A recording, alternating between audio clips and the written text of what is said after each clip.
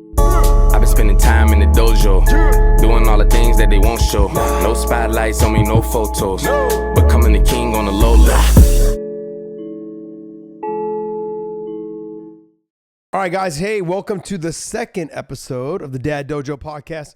My man to the right over here, Bobby Lashley, and my man over here to the left, Rich Chou. Myself, Josh Thompson. Most of you guys know me from the Weighing In podcast with Big John McCarthy.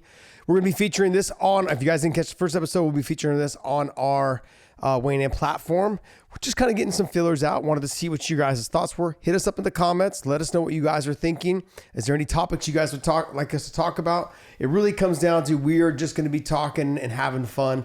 Talking about being dads, that's one. Talking about, kids sports. Talking about our kids and how it may potentially relate to you and your kids and how you guys push them, how you drive them. What do you guys do outside of just sports with them and being interactive in their lives? Being present, I guess, in our kids' lives. Rich, big news today for you. And also, Bobby, big news for you today as well. Rich works for a company called Train Alta, by the way. I've got it on today. I woke up wearing my Alta program. Yeah, why don't I get merch? I'm working on making your size. No, we don't. Triple XL in the arms. I'll take a medium. Yeah. No, it's coming. But no, thank you for that. We got listed this morning on the New York Stock Exchange. Oh, yes. That's why I was late. So really amazing experience. To just get to this point, I've learned so much, and is one of the reasons why I made a transition away from being a fight promoter, basically, and wanted to learn new things, and I'm learning them. And we got a long way to go, but today's a great moment for us to just stop and kind of smell the roses, so to speak, and acknowledge, reaching this point. So we trade under the symbol MMA. Which I don't know how we got it, but we're very excited and happy that we did. So yeah, if you're out there, you love MMA, you love martial arts, you love fitness and positivity, that's what we represent. And you can find us under that symbol and ticker on the New York Stock Exchange. Feels like it was meant to be. Sometimes, man, I try not to go too far down that rabbit hole, but there's moments where it just feels that way. Yeah, it just feels right. It feels good. And it's taken a lot of work and a lot of time away from family. So I know that's what we focus on this show. So we're doing our best. And I work with a lot of other guys who are family men as well. So we're just doing our best to make sure that it's worth it, that we're working hard, and all the time away from the family is worth it. I know you guys feel the same way about that sacrifice and commitment you make towards your craft, your job, whatever it is that you're focusing on, that ultimately is the big picture for your family, making sure that you're doing the most you can, making the most of the time. Absolutely. And your daughter won regionals. Yeah, I'm trying to buy some of this MMA real quick. Yeah, there we go. My guy, he does not. I'm on Robin Hood, man. He's on Robin Hood right now. He's just spending that Bobby's money. fast in many, many ways. Yeah. He is fast. I have a lot of... And then speeds trickle down to your daughter and your son. 100%. I have a lot of confidence in Rich, so if he has a company, I'm definitely in. That's what's up. Thank you. But yeah, my daughter yesterday just won districts. Oh, districts. They're for, because it's middle school, so districts as far as they go. They go to, you have to qualify for district, the top teams, and then they have district. And being out here, there's just so many schools. So I kept asking her what schools are in district. So I think it's just from the area. There's just maybe they draw a circle on every school that's in this area. But there were some great kids, man. It was a good thing. But she runs the 4x200, and all the little girls there are fast, and she's super fast. I don't want to take anything away from any of the other girls, but the first leg has been a challenge for them because my daughter's the second leg, and whenever she gets it, she's playing a little bit of a comeback. So yesterday, I think that they were in 5th place. My daughter brought them all the way back up to handing it off basically at the same time everybody else. So even the gap. And then the third girl is fast, and then their last one is the little rocket. So they were way ahead by the time they won it. So they won district champions, and then the girls' whole track program won district champions as a team. So it was cool. Normally, the second leg is the slower leg. You go fast to start off, then you go second is kind of normally the slower. No, I'm not trying to. No, I'm trying to be disrespectful. Trying to talk about my daughter over this could go a whole different direction. No. But I'm saying normally they put the second leg is normally. Obviously, there's a game plan for everyone depending on who they're competing against. Sure. I think so. My daughter, she says, I got my butt kicked right there. Yeah, I was gonna say. It's my little girl. So my daughter clearly says the number 4 girl is the fastest one. But of the group, I think she is like the second because she runs individual also. Not everybody runs individual. Yeah. So I think everybody's kind of like equal. So maybe they're equal all the way through it. And then they had the fast girl at the end.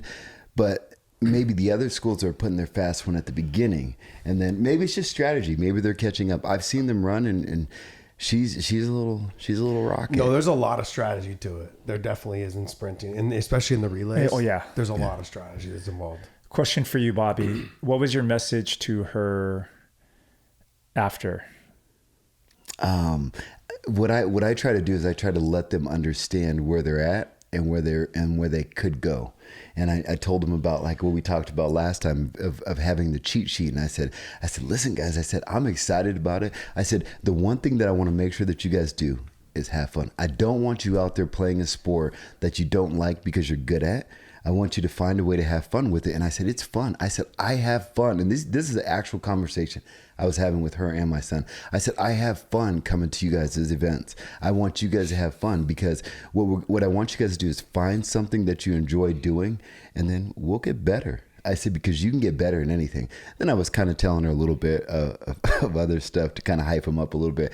I said, Arnold Schwarzenegger said, you want to be a bodybuilder? Pick your parents. And I said, you guys are coming for some great genes. Because her mom ran track, her dad, her grandfather on her mom's side is like really big in soccer. Their uncle, he's just an extremely athletic kid. My sister won state in track in a couple different events. My other sister was like all state softball. And then I came from a wrestling background. My dad, so I'm like, look, you guys have some good genes. So let's find out what you guys enjoy doing. And then let's just build on it. I said, whatever you guys want to do, I'll support you guys 100%. Because I enjoy doing it, and I want to see you guys get better, and I will give you guys a cheat sheet to make you guys better. And they were like, "What is a cheat sheet?" I said, "I will give you guys every opportunity to win. Just have fun with it." So ultimately, if you have fun with it, then you're going to, I think you're gonna succeed. Explain your cheat sheet a little bit more. You're talking about like extracurricular activities, like whether they're private lessons or whether they're small group trainings, whether they're like a little bit more sprint workouts, individual time. Knowledge. Like all that stuff is whatever. It's knowledge. Like we all have been through it. Like if your son said, "Hey, I want to be a fighter." Now I'm not throwing it out like that. But if he said, "Hey, I want to be a fighter," you know what to teach him. Like as opposed to somebody that just saw UFC on TV. So when my son tells me he wants to be in sports in some level, I'm like, well, I know that there's certain things that are going to make you better. And that's the cheat sheet because we know. And then the ability to be able to give them that. Like if they're running track. A couple weekends ago, I met LaShawn Merritt. He's a world record holder in the 400, Olympic champion, everything like that. And of course, I'm bragging on my daughter. I'm showing her, look at my daughter. She runs track. And we became friends. But he was like, man, I'll tell you what, when I started running track, he said the reason and the way that it took me to the next level is there's so many fine pieces of running track where your foot hits the ground, where you push off, hip placement, where your head is, where your chin is, all these different things where I didn't even know. He said, so it's great that your daughter's running fast on just being fast. He said, once we start doing those little small tweaks, that's going to take her game to the next level. And I can tell because at that same track meet, there was a kid that was down there. My son was like, look at this guy, man, this guy's fast. They ran the 100. This little sucker was like way in front of everybody else. 200, way ahead of everybody else. And I was like, dang. He was like, yeah, his dad is an NFL recruit. And I was like, Yeah, makes sense. He knows. He's like, I know how to make my kids successful. I'm going to give him all these little things that I've learned, and then I'm going to put him with the right people so that he can become successful. That's the cheat sheet. We're going through that right now with us, because we're at a little bit younger age. Like, but I feel like you're at the right age. Like, it's going to happen now. Yeah. For us, I'm trying to get it fine tuned. Like we were yesterday. We ended up running into each other at Redline. And Redline is a local gym here that it basically does like strength conditioning, focuses on the techniques and the running abilities, functional movements, for your kids to be athletic at a younger age. But Kellen got smoked by this kid yesterday. He was 13 years old. Kellen's like, yeah, but he was 13. I'm like, I don't care. You were the same speed going down. Where he beat you was on the technique of the turn. So he hit the line and touched the line and came back. You're the smaller guy. There's less. You shouldn't be losing that. You should be winning in that race, in that part of the race, not in the distance. So he was equal with them there. But on the line touch, he was doing like the little double stutter step and losing his momentum and then had to get it back up. The other kid was just hitting the line, touching it, and turning real quick, like a pivot turn. And it makes a big difference. Just fine-tuning the little small techniques like the guy was telling you. Is that those little tiny techniques will make a big difference on how much faster keeping your arms here, keeping your head straight. There's moments when I see my son getting tired and he's doing this with his head. Your head's got to stay in line. That's wasted movement. Throwing your head back. Remember when you were a kid, you'd throw your head back and you'd act like you were running faster than you really were. You're actually fighting against yourself as you're running. Yeah. Those little tiny things make a big difference. Michael Johnson won the Olympics doing that. That's how fast he was. Yeah. So, that's what I was talking about. That's the cheat sheet. Just that ability to understand that from being an athlete. Mm-hmm. You can help your kids that way. You gotta think though, Rich. Like you played volleyball at Pepperdine, and then obviously you wrestled in college. Myself wrestled a little bit in college, and then also played soccer my whole life. Like all those things, we've had so many coaches, not just coaches. I've had several world-class coaches. Yeah. Whether it was fighting, whether it was soccer. I'm sure you've had some great coaches in volleyball throughout, but still it's. Yeah, I've been, like you said, we've had, no matter what it is, I think we've all had the best of the best, right? Wrestling, jiu-jitsu, even for me, when I started playing when I got into jiu-jitsu, I had a chance to train with some of the best guys. And it's fascinating to pick up those things that we really thought stood out from those coaches. And I'm trying to apply that now. Because I think I do believe that a good coach can coach anything. Mm-hmm. You know what I mean? It's just they found that particular passion. Like a good coach has the fundamentals, so to speak, or the principles of just connecting with people. And I think even there's coaching adults and then there's coaching children, right? Mm-hmm. Which is even more fascinating because connecting with the child, right? There's so many challenges, the ages we talk about, the focus, too hard, am I pushing them too hard? Is it not enough? It's so much more challenging with kids, but that's how I kind of look at coaching these days now is, okay, this guy's really good at coaching kids or this guy's not good at coaching kids. He's better with adults. And you've coached both. Yes. Well, like you were saying, like, am I going too hard? But you just had an instance, yesterday or 2 days ago? Yeah, I was texting you guys, Bobby, you were celebrating something great. Congratulations. And I was dealing with a bit, and it's not really, I'm very self-aware, as I was joking with you guys. Like, this is more about me than my son. He was fine. Like, we had a scrimmage the other day. We had a scrimmage Tuesday night. We went and scrimmaged this team, and he struck out twice. But they were good swings, and I would always prefer. I think any baseball coach will tell you, you don't want to just stand there and get caught looking. Yeah. You want to be aggressive, and at least you're going for it. But it just didn't sit well with me, and we were driving home, and I'm looking back like, hey man, you all right? Like, everything okay at school today? Or it was like really bugging me, and he's just like, yeah man, I'm good. Just it sucked, but I'll get over it.